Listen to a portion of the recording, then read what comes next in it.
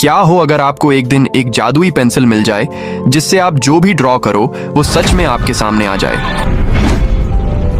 ऐसा ही कुछ इस आदमी के साथ हुआ। तो चलिए जानते हैं पूरी कहानी, शुरू जाते हैं। तभी अचानक हुआन की आंख खुल जाती है और वो आसमान में एक अजीब चीज देखता है। दरअसल उसके सामने से एक एलियन स्पेसशिप उड़ते हुए गुजर रहा होता है। ये देखकर हुआन अपनी आंखों पर यकीन नहीं कर पाता। वो दूर से ही छुपकर उन एलियंस की तस्वीर खींचने लगता है, लेकिन गलती से वो कैमरे का फ्लैश बंद करना भूल जाता है। फ्लैश की रोशनी देखते ही एलियंस को पता चल जाता है कि कोई उन्हें देख रहा है और अगले ही पल वे तुरंत वहां से गायब हो जाते हैं। उनका स्पेसशिप भी पल भर में आसमान से गायब हो जाता है। लेकिन लगता है कि भागते समय एलियंस एक अजीब सी छड़ी जैसी चीज वहीं भूल जाते हैं। हुआन उस चीज को उठाकर अपने साथ घर ले आता है। अगली सुबह जब वो उठता है तो वो पूरी घटना आमेन को बताता है। वो कहता है कि कल रात उसने सच में असली एलियंस देखे थे, लेकिन आमेन को इस बात पर जरा भी हैरानी नहीं होती। वो शांत होकर पूछता है, क्या वहाँ 3 एलियन थे? ये सुनकर हुआन हैरान रह जाता है और तुरंत पूछता है, क्या तुमने भी उन्हें देखा था? तब आमेन सामने रखी एक पेंटिंग की तरफ इशारा करता है और कहता है कि शायद हुआन ने यही तस्वीर देखी होगी और उसी को देखकर उसने रात में वैसा सपना देख लिया होगा। आमेन कहता है, बकवास मत करो, ना कोई एलियन होता है और ना ही ऐसी कोई चीज। ये कहकर वो काम पर जाने के लिए निकल जाता है। हुआन भी सोचने लगता है कि शायद उसने सच में कोई सपना ही देखा होगा, लेकिन तभी उसकी नजर उस अजीब सी छड़ी पर पड़ती है जो वो पिछली रात अपने साथ लाया था। उसे देखकर वो फिर से यकीन करने लगता है कि जो कुछ भी हुआ था वो सच में हुआ था। थोड़ी देर बाद जब वो एक बच्चे के लिए पेंटिंग बना रहा होता है, तभी उसकी बैंगनी रंग की पेंसिल खत्म हो जाती है। तब वो उस अजीब छड़ी को शार्प करता है